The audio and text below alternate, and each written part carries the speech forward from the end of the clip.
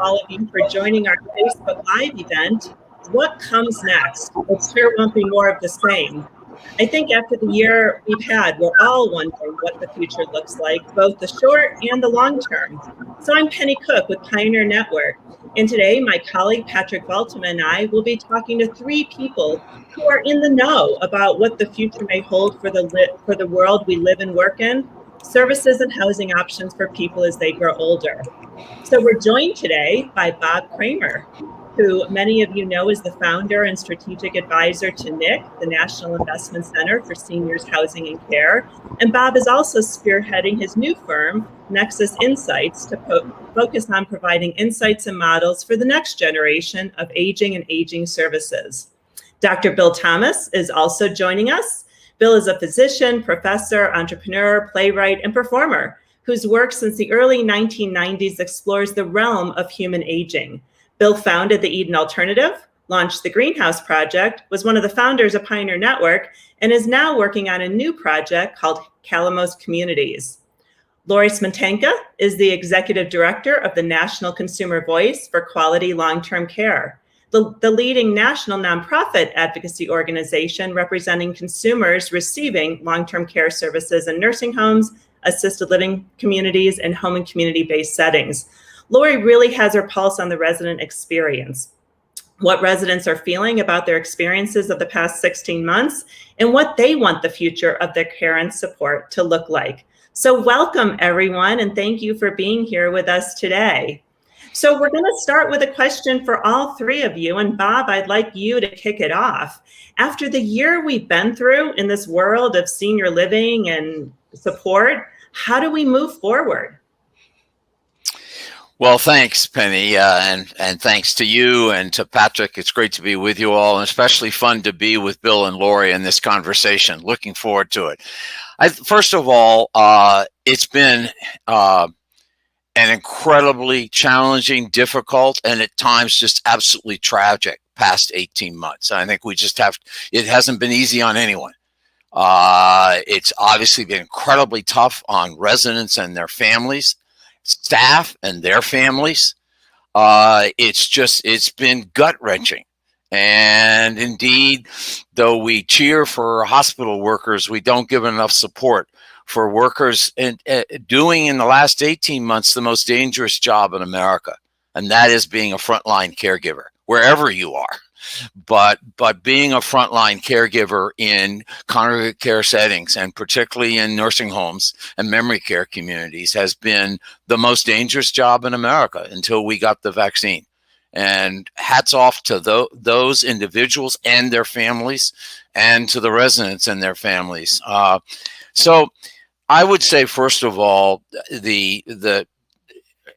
I think COVID has made us, it's been like a wake-up call that rather than slowly sliding into our future, we got shocked. And it was incredibly painful. It cost a lot of lives. But the good news is, I think it is forcing us to, in a sense, take stock and take a step back. And I really believe that 1990 to 2020 sort of represents the first generation of private pay seniors housing, if you want, product or the model. I always thought that 2030 to 2060 would be, so to speak, the second generation. First generation served the greatest generation. The second generation model serving the boomers.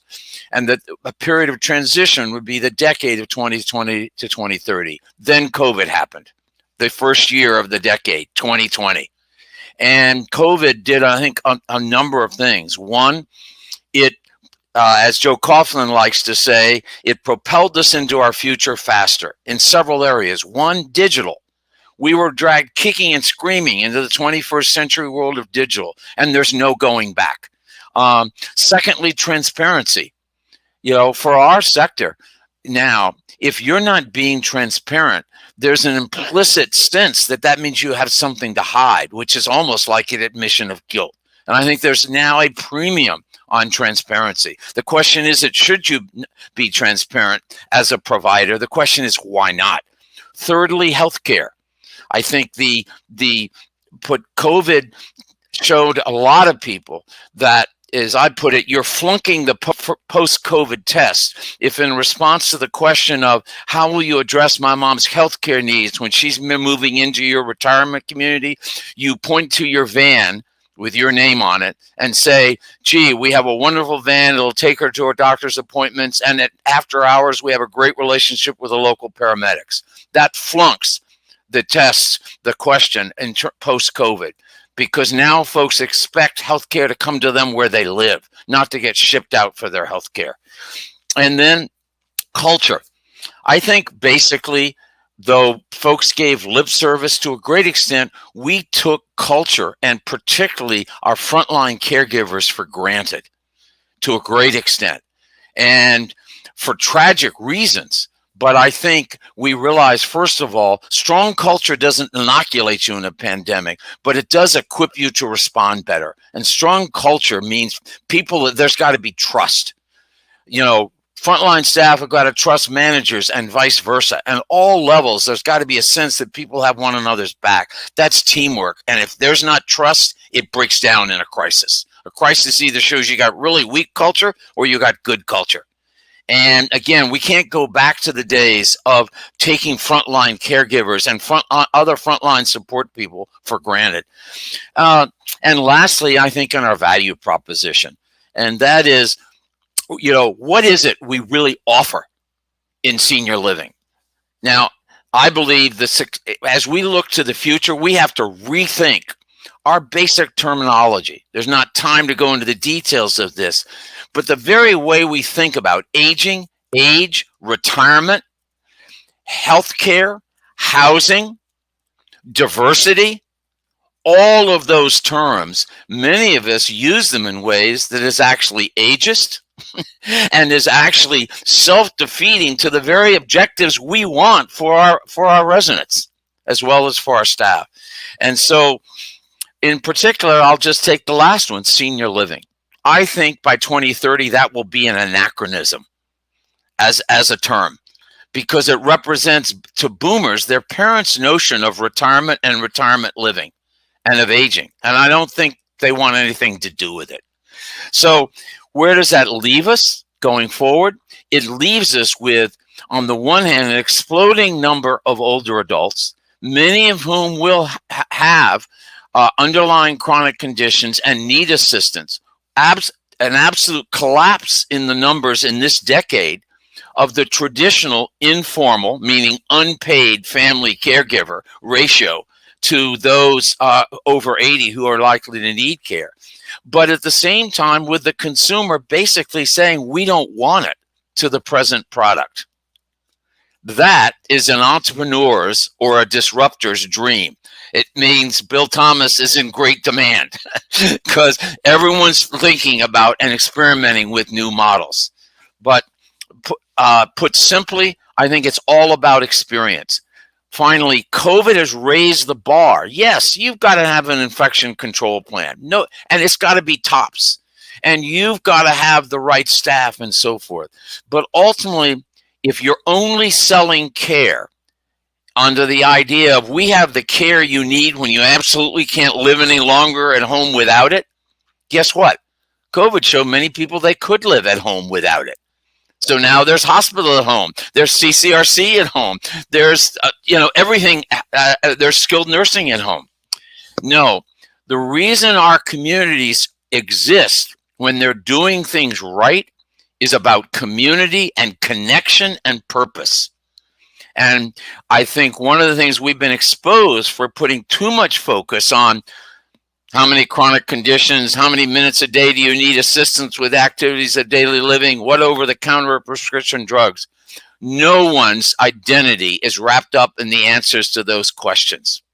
They're important, but they don't get at fundamentally what gives a person a sense of self-worth, meaning, belonging. Bill's used the phrase meaning makers. I've used the phrase purpose matchmakers. Chip Connolly talks about regeneration and I talk about refiring. The whole point is it's the experience we offer residents or customers if we're services out into the community and not within four walls. What kind of experience? So ultimately, It's the Japanese have this great expression, ikigai, and it literally means reason to get up for breakfast. We must give our residents a reason to get up for breakfast.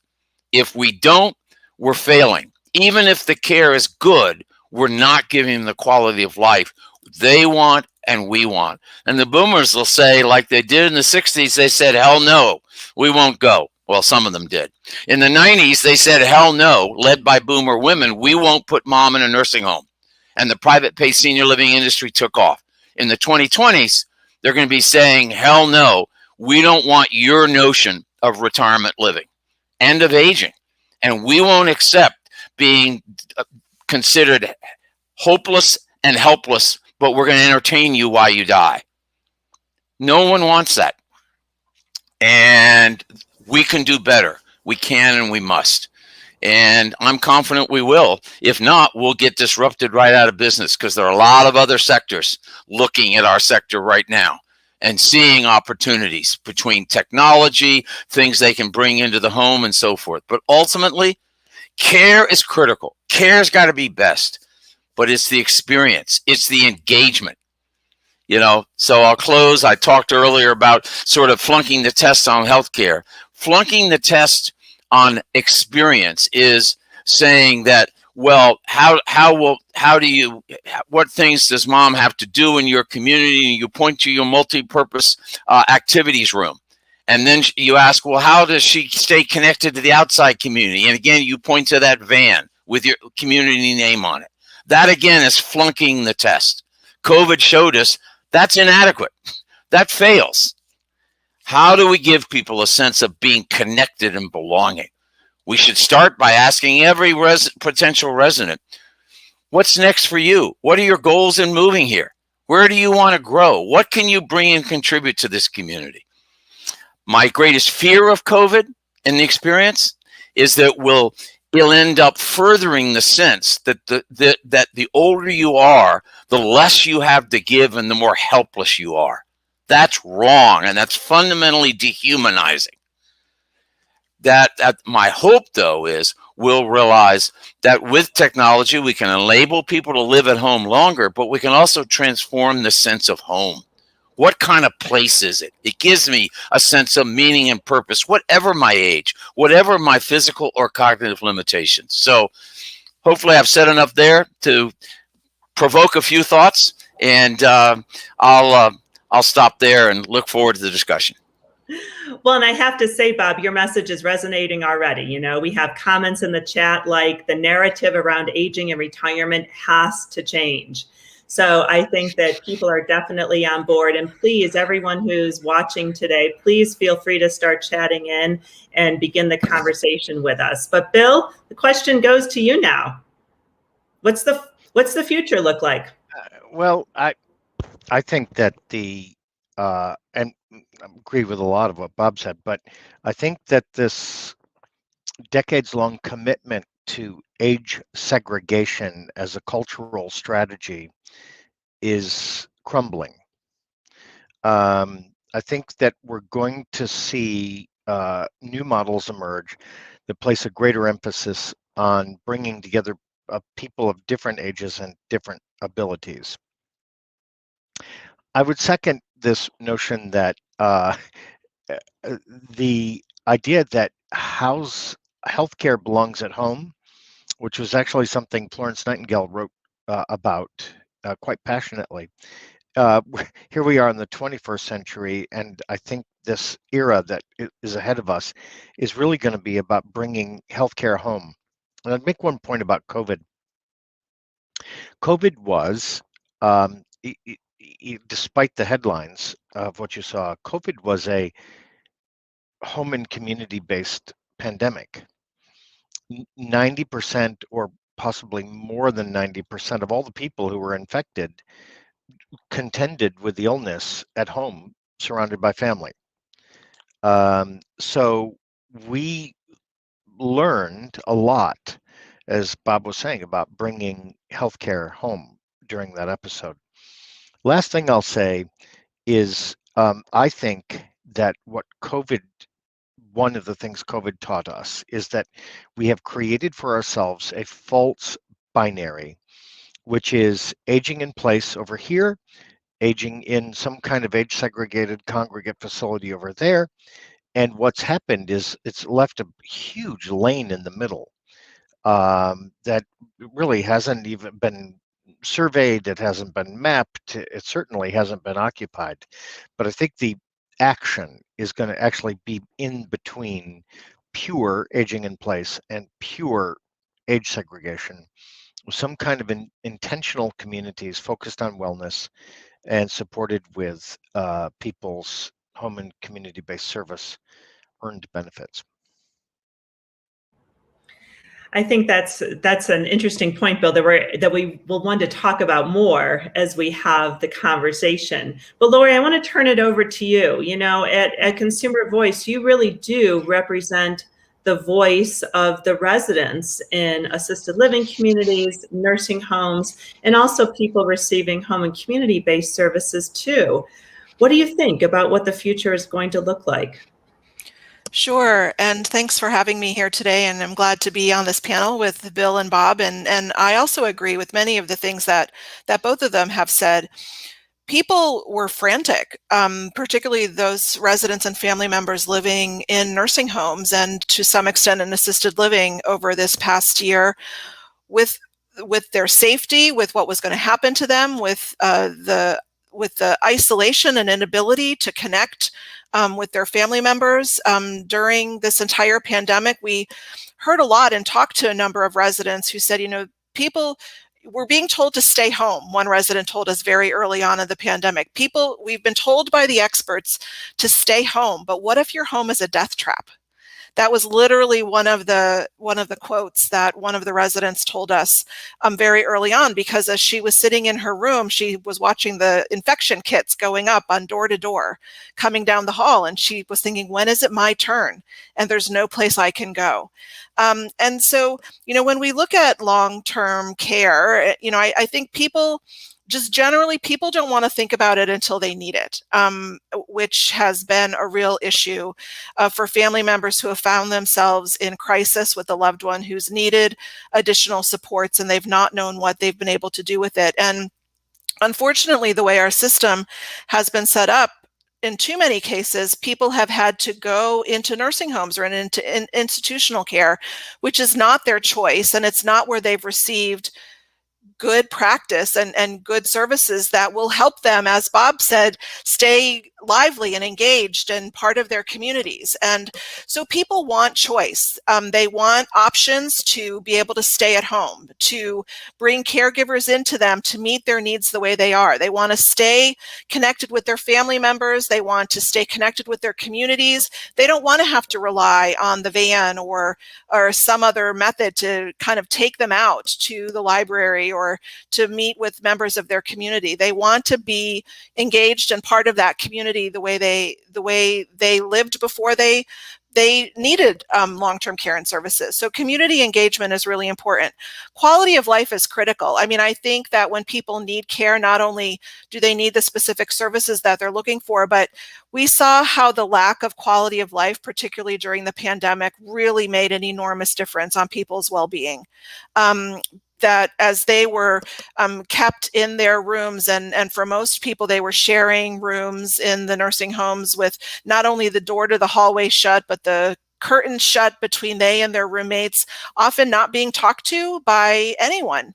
And we saw so many people who lost so many abilities and didn't have anything to do. And not only were they not being given activities that they may or may not have been interested in, but there was nothing for people to do, which, you know, really affected their quality of life. And I think, you know, these communities and the providers aren't engaging residents and families. I don't think they're really asking them what they want and what services they want, how they can best provide those services for them. But they're also not engaging them in strategizing and in problem solving and in thinking through how to best kind of work together to ensure that people's needs are being met and that they can receive the services wherever it is that they want to receive them. They're not being asked and they're not being engaged, which I think is really important. I do think, as Bob had said, the transparency of information is absolutely really critical. We learned that very early on in the pandemic too, as the providers were not wanting to share information about the numbers of COVID cases or the deaths because they didn't want to look bad. But family members and residents needed that information. They needed it to make good decisions for themselves and their family members. They needed it to help brainstorm even how to fix the problems that they were facing in these individual facilities. So transparency of information is critical. And I will say that, regardless of where people are living, when they need services, the people that are providing those services need support. They need training. They need living wages and benefits, and they need career ladders, and they need good support in order to provide those services to individuals. And for those people that are providing services and particularly receiving public money, there needs to be accountability for how they're using those funds and the type of services that are being provided. So I'll stop there so that we can move into discussion. Yeah, so I'm curious. All of you have cast very compelling vision for how the future needs to be different than what the past has been. And I'm curious your thoughts on how well positioned the current residential care industry is for making some of these changes. What are some of the opportunities? What are some of the barriers that you see in the current situation?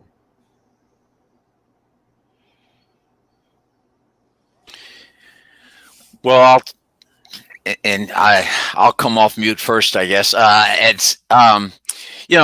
think two things I would say. First is many providers, particularly those that don't rely on as much on government support in terms of payment, so private pay senior living, many of them are not going to survive.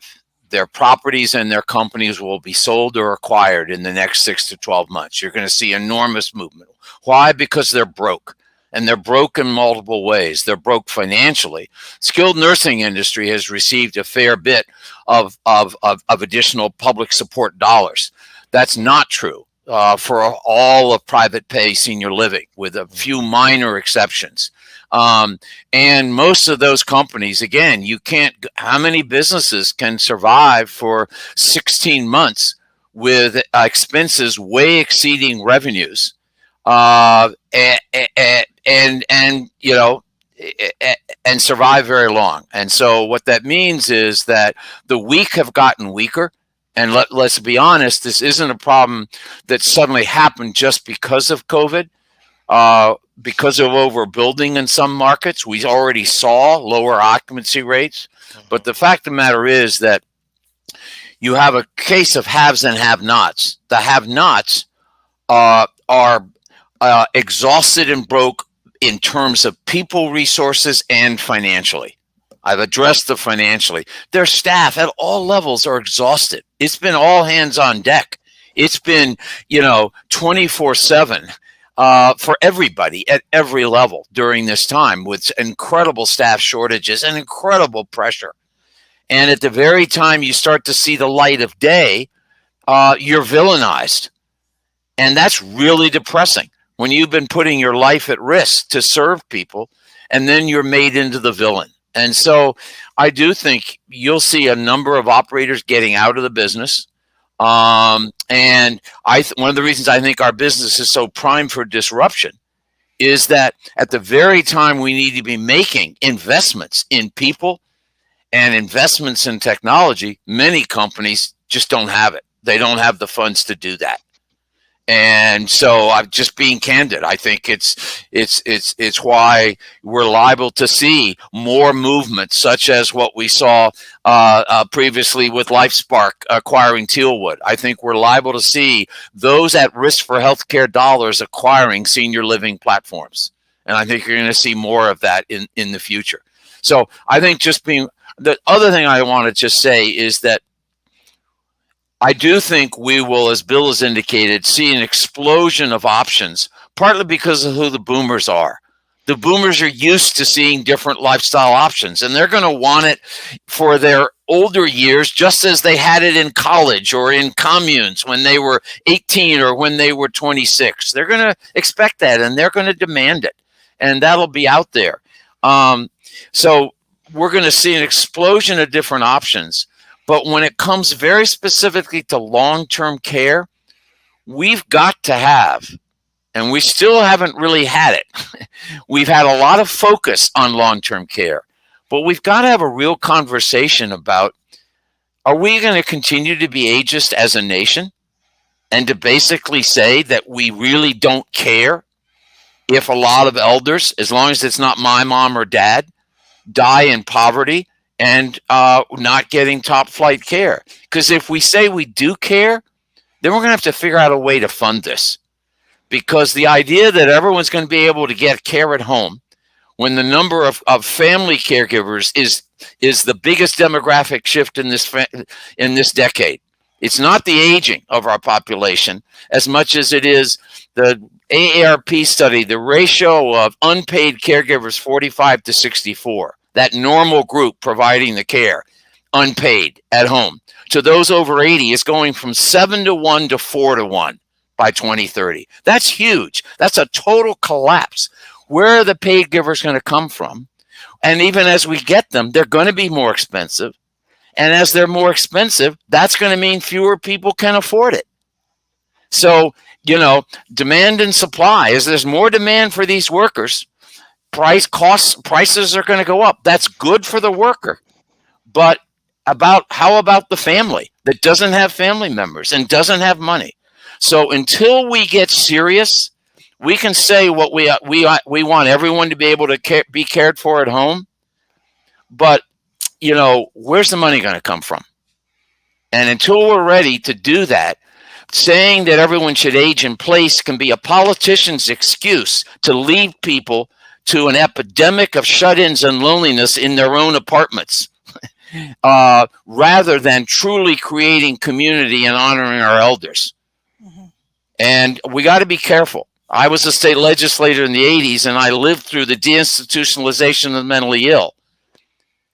And the advocates cheered as we closed state mental institutions. But they said the money's got to follow the person, and the money didn't follow the person. Mm-hmm. And we had a disaster on our hands. Mm-hmm. And I'm really concerned about that now. Because 8 months from now, most policymakers will be off to the midterms, and I don't think this topic will be top of what polls as on the minds of the average voter. So I'm very concerned that, with politicians worried about money, and at one hand, speaking as a former politician, and at the same time looking good, just saying, oh, no, we don't want to fund any more institutional care. We want home and community-based services. Sounds like you're on the side of the angels, okay? But, where is the real money going to come from for those that need care? And how do we create real community? I think it can be done, but it takes will. It takes real will to do it. Well, Lori, before you start, I was going to say one of the comments that's been coming through the chat, and there's a lot of them, is that aging in place really is a popular buzz phrase right now, and that we may get to the point where only those who can afford it will be able to live it. Lori, did you want to comment? Sure. I mean, I think it's true that aging in place is, something that everyone wants. They want, again, to be able to choose where it is that they live and have services brought to them if possible. Some people choose to move into settings where there are going to be people around them. And there need to be a variety of choices in order to provide the services to people. But I think, you're right in the sense that we have to look at how we're going to fund it, because most people, when you're looking at the costs of long-term care today, don't have the resources to pay $80,000, $90,000, $100,000 for assisted living care or an independent apartment or a nursing home level of care. So we do have to figure that out. There does need to be accountability for how that money is spent, though, because right now there's a lot of waste in the system and a lot of misdirected ways that the money is being spent. And so that's going to be a really critical part of the conversation that needs to occur. But as we do look at, people giving choice, a lot of people do want to stay in their homes, into home and community-based care. There is the issue with respect to loneliness and isolation there, the same way that we've seen in other types of settings. So that is something that does have to be addressed. How do we, again, bring the community together to provide supports for individuals and to support the families as well, so that they can help with the individuals needing care? So one of the questions, Bill, and I'm going to direct it to you because you mentioned this middle lane. And somebody said, how do we identify and how do we serve this middle lane? Because really that is kind of this sort of canyon in a sense. This middle lane is a really big lane. What do we do? Well, I think there's a couple of things. And of course, I'm on this program with some people I admire tremendously. So a lot of things that I agree with and am aligned with have been said. But about this, so if we try to spend our way through the aging of the boomer generation, the math tells you that's not going to work. So new sources of capital have to be deployed, and the largest reservoir of capital available to support this transition is social capital. Social capital is the good that comes into your life, the value that comes into your life through the people you care about, through your friends, your family, your neighbors, fellow congregants, whatever it might be, lodge members. Those are people who are willing to make social investments in your well-being because of a relationship, not for money. So what happens, has been pointed out, and I thought Lori did a great job with this, is that if you pursue a rigorous commitment to aging in place, you wind up isolating a lot of people, and their stock of social capital falls. At the same time, if you pursue a course, and I'll just use the word of institutionalization, I know that word doesn't apply to all the organizations we're talking about, but large, age-segregated, disease-defined congregate care settings are not rich in social capital. They facilitate the provision of services. Yes, they do. They do create some fellowship. Yes, they do. But in terms of explicitly fostering interdependency among the people living there, that's not how they're set up to run. So this middle lane, and I'm just going to say, it will succeed in becoming a new alternative, or it'll fail, based on the ability of new models to create, sustain, nourish, and enrich social capital. And I tell a quick story about Bob. Bob and I were at the USC's Andrews School a few years back and had one of those great conversations you have in the hallway outside. And I have to credit Bob with really, really persuading me that housing was important, but community was more important. And I've really adopted Bob's view in my thinking that whatever form or structure we work out for housing, and I think there's a lot of options there, the real question is, what's the human architecture? To what degree are people enabled to rely on each other, to count on each other, to support each other in the many small ways that actually are the real ways that we separate dependency and independence? And I'll make one last comment as a geriatrician. It's often assumed, often by people outside of the medical profession, that admission into a congregate care setting is really a clinical decision. It's really, the doctor said he's got to go. It isn't really. It's really a social thing, because a family with enough money, a family with enough relatives living nearby, a family with enough connections can make any clinical condition work at home. But you have to have wealth. You have to have financial wealth or social capital wealth to do that. So what I'm saying is that it, it, this is a social issue primarily, and that the clinical dimension of it is surprisingly secondary. And what I think is going to happen is this third lane is going to fill up with people who are looking for new sources of wealth, and that wealth would be in the form of social capital.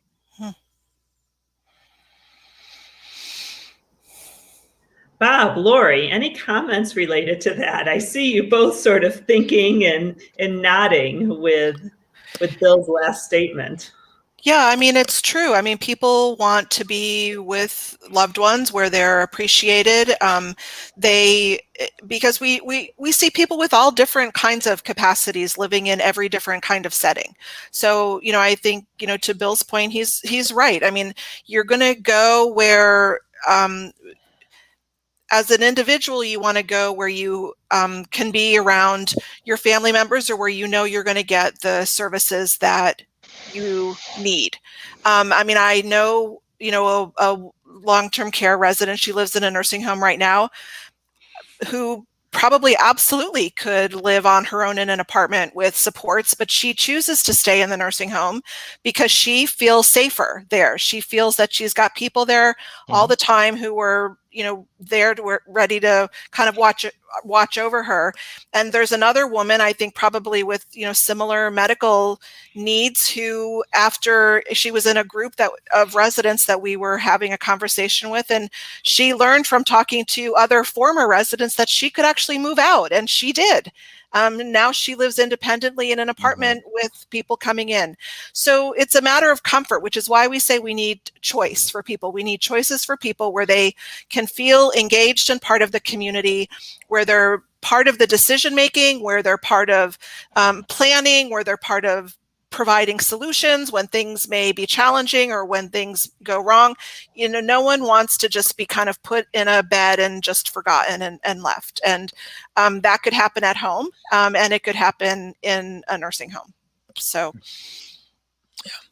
yeah, I think Bill's concept of social capital is key. In fact, there's probably never been a time, well, at least in my lifetime, when we've had more need for social capital.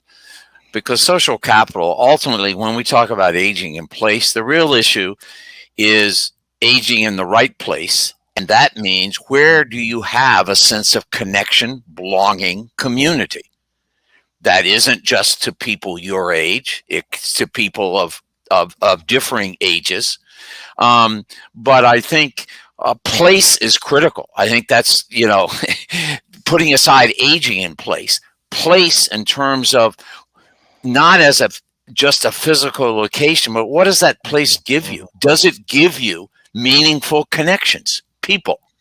Let's face it, for many people, they may outlive their partners, their significant others. They may not have children, or the children may be far away and not part of their lives. But for many folks, they're then looking to reconnect and rebuild community. Or, as Bill would say, they want to rebuild a sense of social capital. And, so the question is, what kinds of settings do we offer that enable that to happen? And I think for boomers now, the oldest boomer's 75. I'm just about there. They're not. It's more a matter of if I don't show up for in the morning, is someone going to miss me? If they're not going to miss me, that's really depressing. Just as living at home in one's apartment and saying, why should I bother to get up and get dressed? No one's going to know. Why should I bother to eat? No one's going to know. And so that sense of human belonging and connection, and that sense of purpose is key. I don't care what the setting is. So I would argue it's aging in the right place. And that place is, where do you have a sense of being connected, of belonging? and have a sense of community. And I'm really saying another version of what Bill's talking about with social capital, of building social capital. And I would point out that I think, again, the sort of signs of hopefulness of, just like you had the commune movement and so forth in the late 60s, the Beacon Hill Village and some of the pioneers of that, which is building social capital, they built off their experience, some of them, in starting the Cambridge Food Co-op in the late 60s and early 70s, which my wife and I were part of. And again, it's that sense of you pay in, you have community, you pay in, but then knowing that something will be there for you. There's a sense of connectedness. And I do think we'll see a lot of experimenting by boomers, just as they're going to experiment in housing, but with it, they're going to experiment in different sorts of housing and living arrangements. And I think that's healthy. That's good. But ultimately, Bill made one other point I just want to comment on, and that is, he is absolutely right. We will never spend our way out of solving this problem in terms of government dollars. So we have to, we need dollars, and we need a commitment at that level. At the same time, for instance, we need 75-year-olds to defray their costs of housing and perhaps their future costs of care by helping out in whatever setting it is they live, and helping those that can't do as much. But oftentimes today, just as with the original greenhouse model, regulations would say, no, you can't do that. And so we're going to have to realize that if we're going to have the kinds of models we want for the future, we're going to have to look at a regulatory apparatus that's looked at if you want, the dangers of the models of the past, and the two are totally disconnected. So, in Japan, 60 to 80-year-olds are expected to be involved in the care of 80 to 110-year-olds. That's a form of social capital. Sometimes they're paid, sometimes they're not. We're going to go in that direction too. There just aren't enough caregivers out there. But but Bill's right. It can't just be a dollar transaction.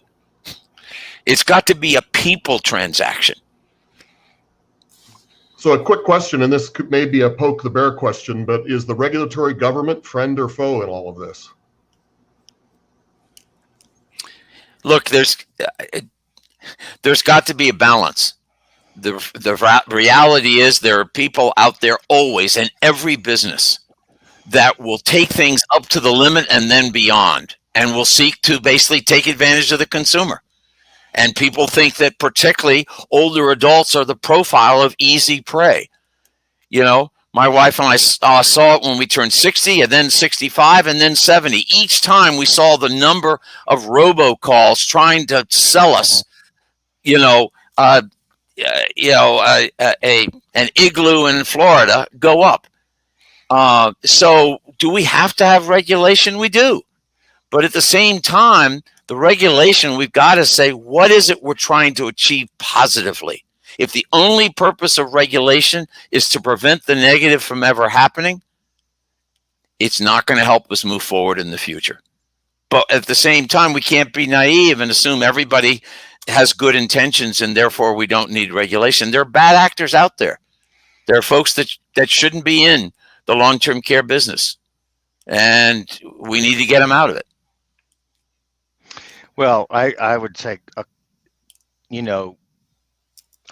I'm sorry, but there's a lot of evidence that regulations protect bad actors. Regulations create a floor that is defined as a minimum standard, and all the bad actors have to do is just get over that minimum bar, and they're called just as good as people who do really spectacular care. At the same time, let me also be clear, regulation has been very good for commercial aviation. I'm super glad that commercial aviation is regulated. I would not fly on a system that was not air traffic that was not regulated. So I'm going to say that regulation has the potential, I think something along the lines of what Bob's saying, has a potential for shaping the current of progress and guardrailing some of the worst abuses. However, we also have to confront the fact that the current regime does not force bad actors out of the business. There are names that are going at it 20 years of bad survey results, and they're still here. So I just want to say that to be clear, we can definitely benefit from a different kind of regulation. And Lori, I know that we are all grateful to Consumer Voice for bringing us a lot of the good things that have come out of regulation. And I wonder what your take on that is. Yeah, I mean, I completely agree with you in the sense that regulation for those who aren't seeking to provide the best care possible just view it as what's the minimum that they can do to get by. And we see that so often. And I think that's why, I would say we've got a select small number of providers who are really reaching for the stars and doing a very good job and trying really hard to provide the best care possible.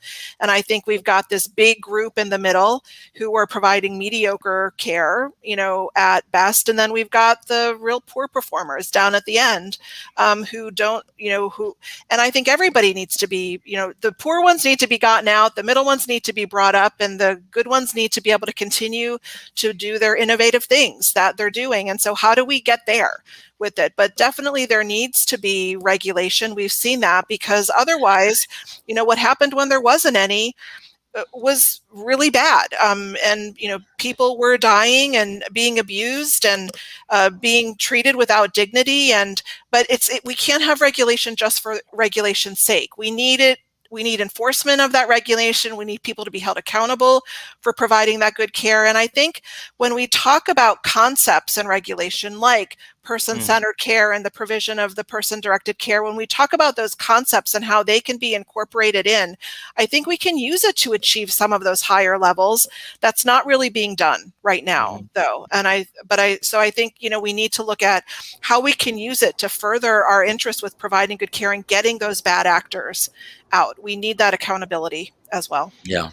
I think in the picture you just used, Lori, which is a really good one, I would argue that current regulation, the really good providers feel like they're being penalized by the hoops they have to go through and what it costs them. Those that want to improve and need help don't feel like they're getting any. And the bad actors continue, as Bill said, to keep on being bad actors. And they pop up maybe somewhere else, but they're still acting. And so all three groups aren't getting what we say. And I think you and Bill and I would all agree the way you described it is excellent. Let's free up and acknowledge those great providers doing great things to continue to be innovative. Let's help those in the middle to be better. And let's punish and get out of the sector those that just are chronic bad performers. So I totally agree with what you just said there. So back to the topic of capital. Historically, so much of the capital has been focused on building facilities, building residential settings, and there's been very little capital in the space around innovation, whether it's venture capital or kind of new entrants in the space. We're starting to see real evidence of new innovation capital coming to the space and new entrants coming from outside. Interested in your kind of perspectives on some of these disruptors that are seeking to enter from the outside. Bill, why don't you go first on that? You're in the middle of it. Well, I would tell a story about a large company from the outside that would like to get involved. And I'll just, because names aren't helpful here, let me just say, I have been in meetings and gatherings and educational sessions where the most frank and to my ear, disgusting ageism is taken as just the coin of the realm, that people, and it's like this with the ageisms, or with the isms in the sense, I mean, people who don't know better talking about older people in a way that none of the people on this call would frankly tolerate. So what you've got is very powerful entities loaded up with aging illiteracy, trying to reframe the calculus strictly around a consumer exchange, consumer transaction. And I've been around long enough not to say that they can't be successful. Like, maybe they can be successful, but in what I want to say is these kind of big outside disrupty companies mainly are seeing a kind of a juicy, disorganized, fragmented culture or market segment that they think they can commodify, standardize, and bring order to using various forms of technology. And that's a little bit alarming to me.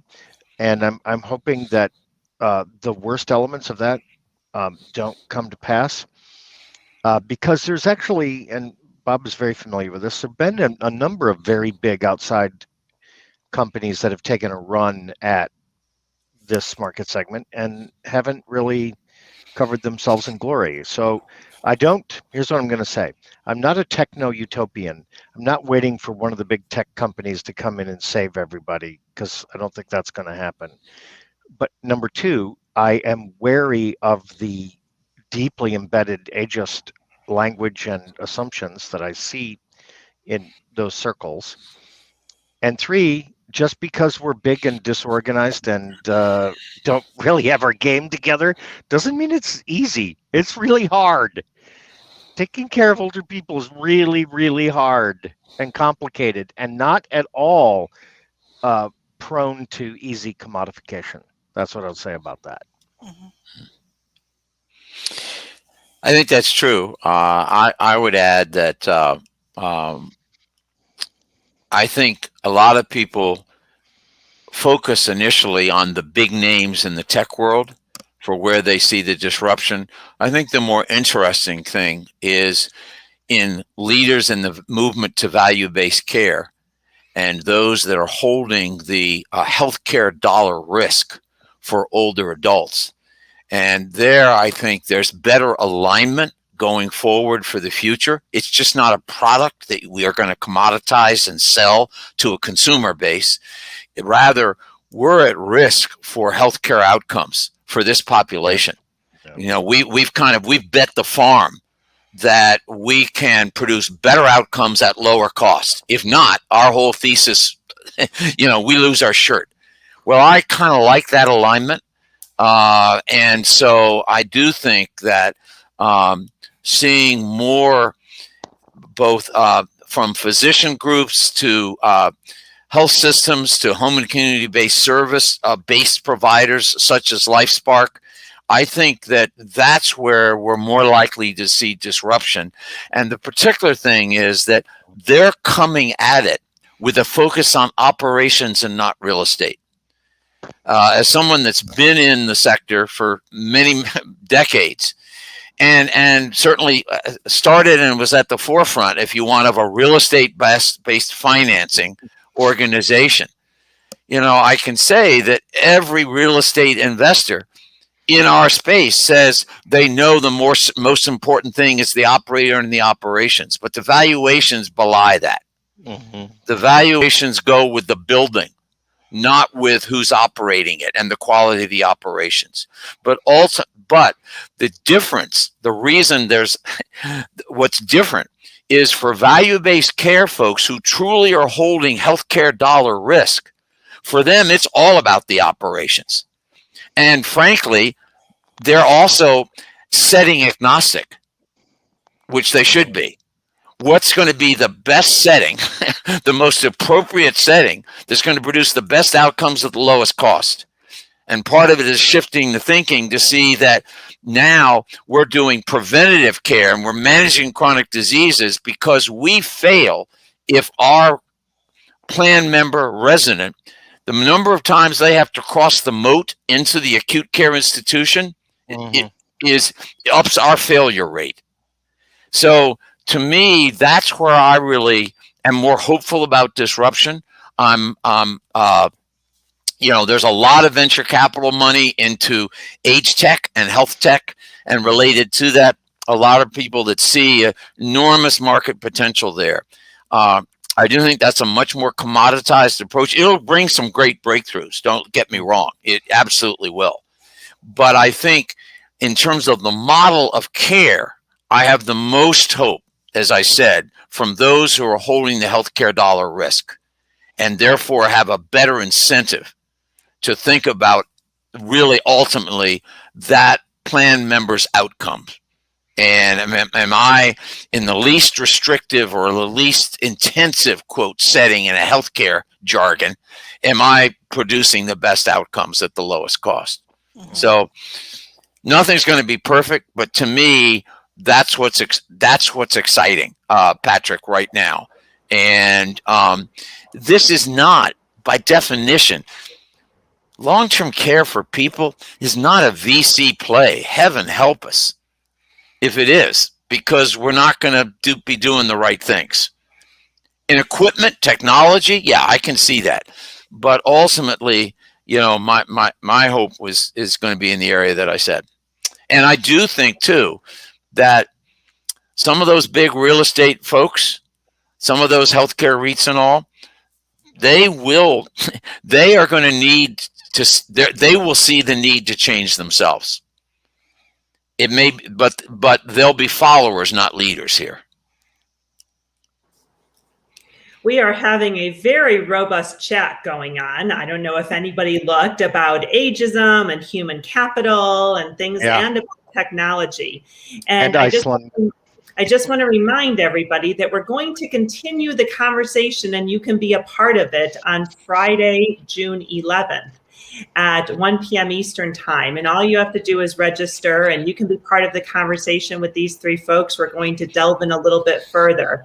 But I just want to bring somebody's question into this, because there were some questions about using technology and liability. And Laura had a specific question. Lori, I'm going to have you go first on this one. But what Laura said is something we continue to hear across the board is that providers and professional services are fearful of using technology and other enabling tools to know more. Because what if they don't notice everything and then become liable? We need some sort of blanket liability protection to enable them to deploy these services.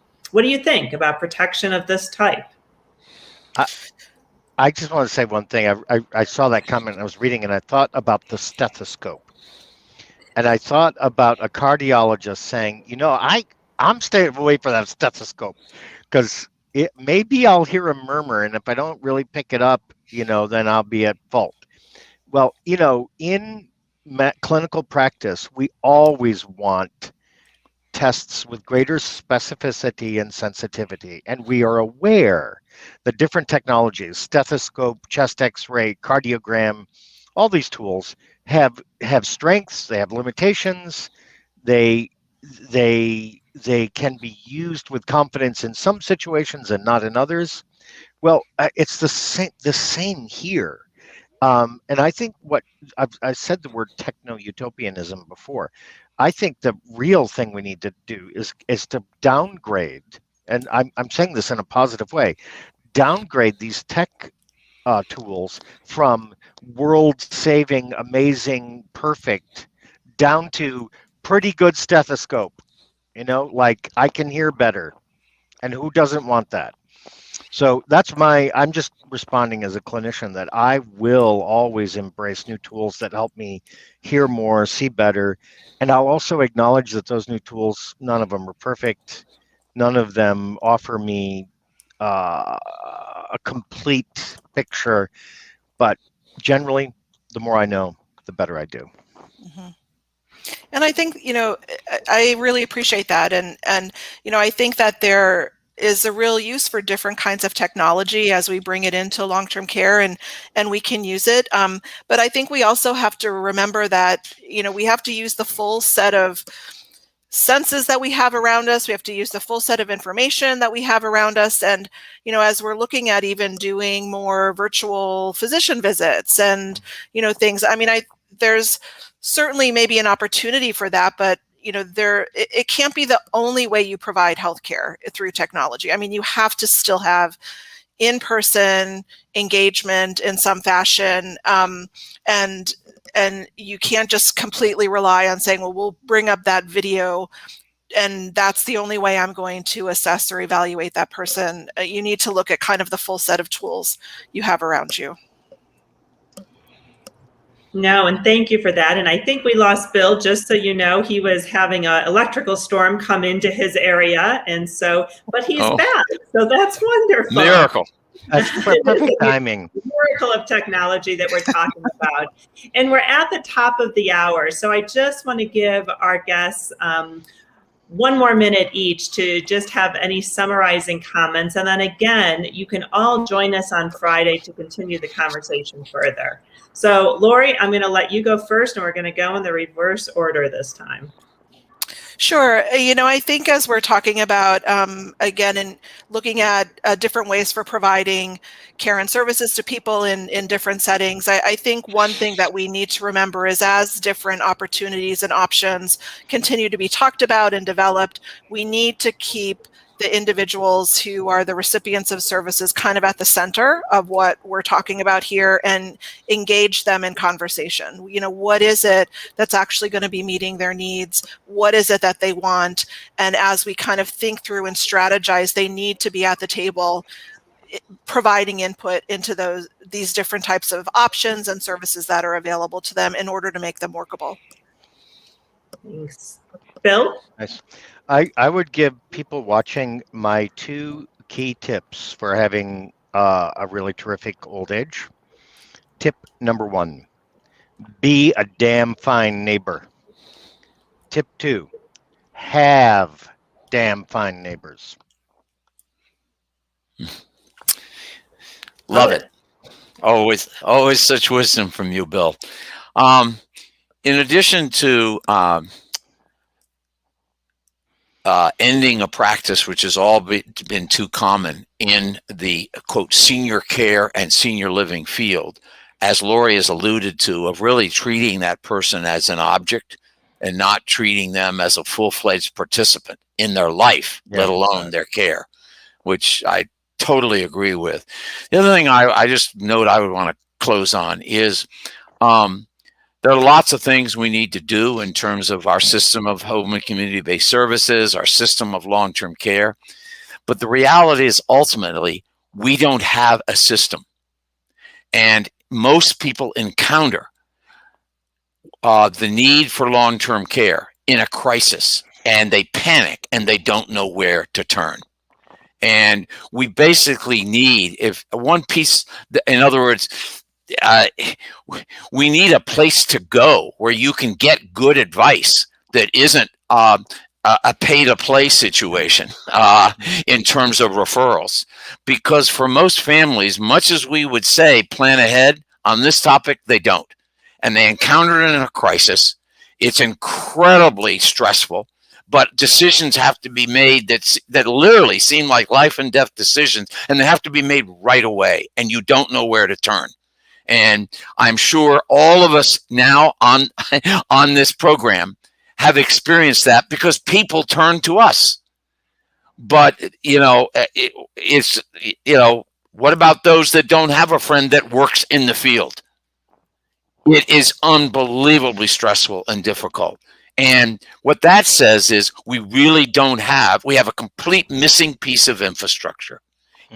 When you're in a crisis, when you realize this is something you or a loved one need help and you don't know who pays for what's the right setting, place, where do you go? Where do you turn for help? We need that desperately in this country, and it doesn't exist today. Bob, thanks so much. Lori, Bill, Bob, thank you for your passionate and insightful conversation. Penny, thanks for co-hosting. And thank you to all that have attended. I mean, the number of comments and the level of engagement is just phenomenal. So thank you all for being a part of this time together. Thank you. Thank See you. you down the road. Appreciate it. Bye-bye. All right.